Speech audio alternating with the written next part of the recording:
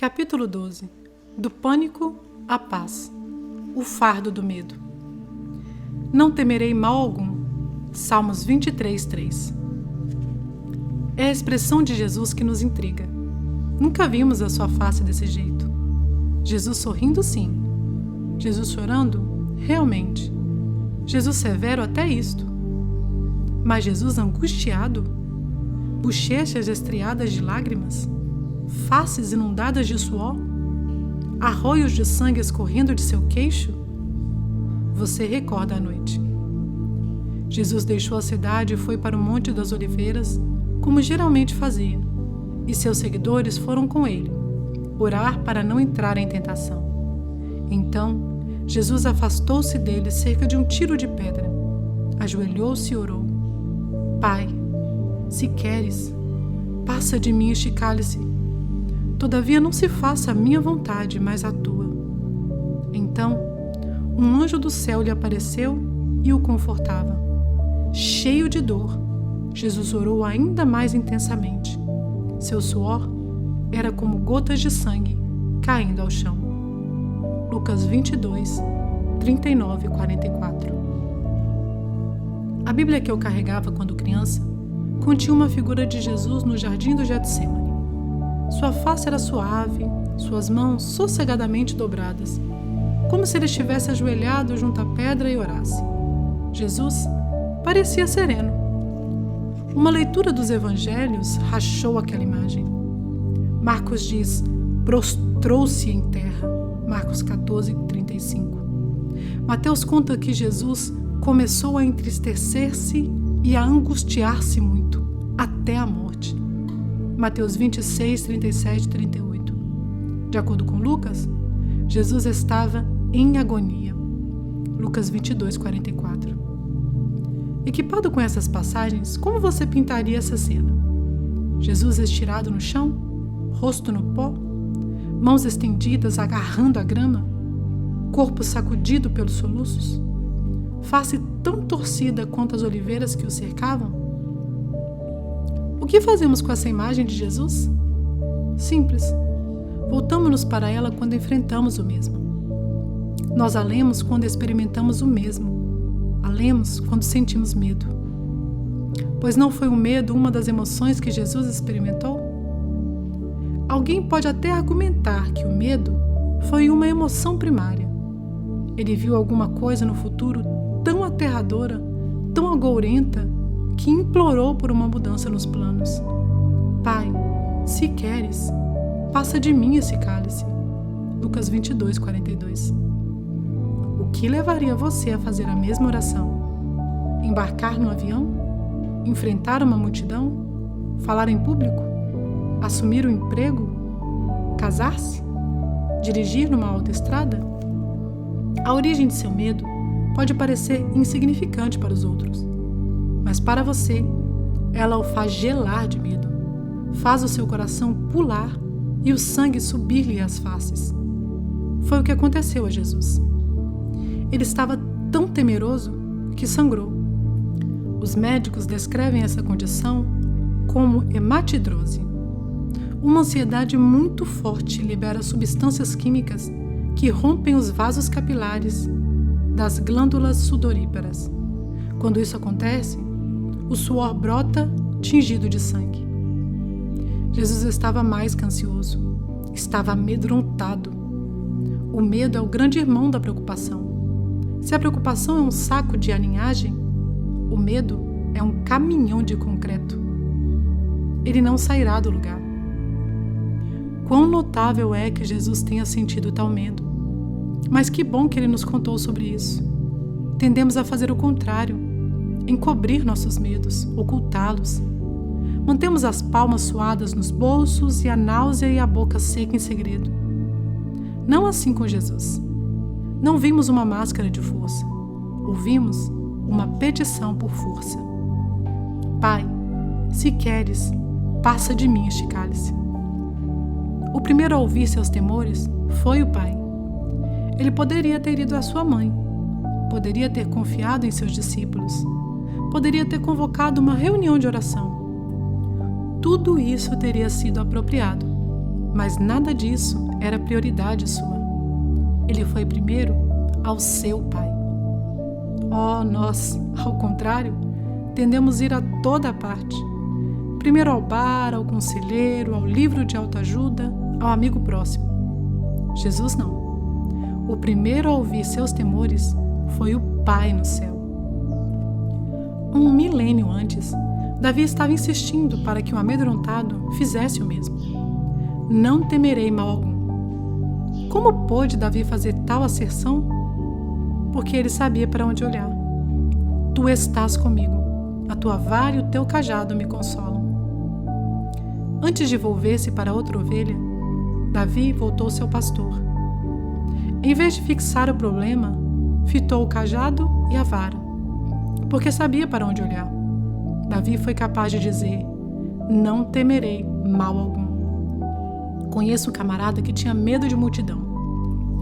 Quando cercado de muita gente, o seu fôlego tornava-se curto, o pânico se manifestava, e ele começava a suar como lutador de sumô na sauna.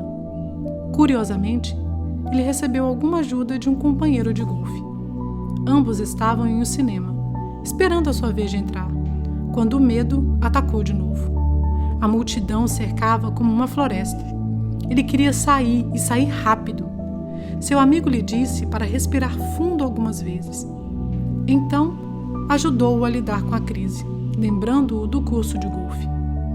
Quando você está batendo a bola para fora do hole e se acha cercado de árvores, o que você faz? Olho para uma clareira. Você não olha para as árvores? Claro que não. Encontro uma passagem e me concentro em impelir a bola através dela. Faça o mesmo na multidão. Quando sentir o pânico, não se fixe nas pessoas. Concentre-se na fresta. Bom conselho no golfe. Bom conselho na vida. Em vez de fixar-se no medo, focalize a solução. Foi o que Jesus fez. E é o que o autor da carta aos Hebreus nos instiga a fazer. Corramos com paciência a carreira que nos está proposta, olhando para Jesus, o autor e consumador da fé. Hebreus 12, 1 e 2. O escritor de Hebreus não era um jogador de golfe, mas pode ter sido um corredor, porque fala de um corredor e de um precursor. O precursor é Jesus, o autor e consumador da nossa fé. Ele é o autor, isto é, ele escreveu o livro da salvação.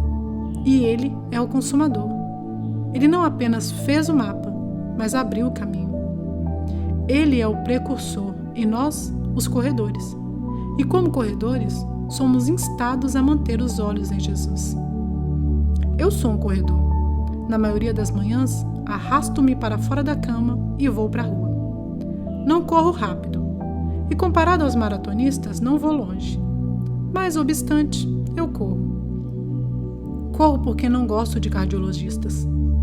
Nada pessoal, entenda. É só porque venho de uma família que os mantém ocupados. Um deles disse ao meu pai que ele precisava aposentar-se. Outro abriu o peito de minha mãe e de meu irmão. Quero ser o membro da família que não mantém o número de cardiocirurgião no automático do telefone. Visto que as doenças cardíacas andam em nossa família, eu corro em nossa vizinhança. Quando o sol está se levantando, eu estou correndo. E enquanto estou correndo, meu corpo está gemendo. Ele não quer cooperar. Meus joelhos doem, meus quadris enrijecem, meus calcanhares reclamam. Às vezes, um transeunte ri de minhas pernas e meu ego dói. As coisas doem. E porque as coisas doem, aprendi que tenho 3 opções. Ir para casa, Denalin riria de mim. Meditar em minhas dores até imaginar que estou tendo dores no peito, pensamento agradável. Ou posso continuar correndo e ver o sol levantar.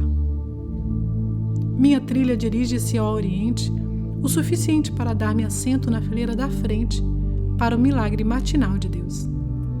Se eu olho o mundo de Deus ir das sombras para o ouro, adivinhe, o mesmo acontece à minha atitude. A dor passa e as juntas se soltam. E antes que eu perceba, a corrida já passou da metade e a vida não está meio ruim. tudo melhora quando fixo meus olhos no pôr do sol. Não é este o conselho da Epístola aos Hebreus, olhando para Jesus? Qual era o foco de Davi? Tu estás comigo, a tua vara e o teu cajado me consolam. Como Jesus suportou o terror da crucificação? Ele foi primeiro ao Pai com seus temores. Ele modelou as palavras do Salmo 53:3. No dia em que eu temer, hei de confiar em ti. Faça o mesmo com seus medos. Não evite os jardins do Getsêmani na sua vida. Entre neles. Tão somente não entre sozinho. E uma vez lá, seja honesto. Esmurrar o chão é permitido. Lágrimas são admitidas. E se você suar sangue, não será o primeiro. Faça o que Jesus fez. Abra o seu coração. E seja específico. Jesus foi. Tome este cálice, orou ele. Dê a Deus o número do voo. Conte-lhe a duração de discurso. Partilhe os detalhes da transferência do emprego. Ele tem muito tempo e também tem muita compaixão. Ele não acha que os seus temores sejam tolos e simplórios. Ele não lhe dirá, anda logo ou seja duro. Ele esteve onde você está. Ele sabe como você se sente. E ele sabe o que você precisa. É por isso que pontuamos nossa oração como Jesus fez. Se tu queres. Deus quer? Sim e não. Ele não tirou a cruz, mas tirou o medo. Deus não acalmou a tempestade, mas acalmou o marinheiro. Quem disse que ele não fará o mesmo por você? Não estejais inquietos por coisa alguma, antes, as vossas petições sejam em tudo conhecidas diante de Deus, pela oração e súplicas, com ação de graças. Filipenses 4:6. Não mensure o tamanho das montanhas. Fale com aquele que pode movê-las. Em vez de carregar o mundo nos ombros, fale com aquele que sustém o universo sobre os dele. Esperança é uma olhada adiante. Agora, para onde você está olhando?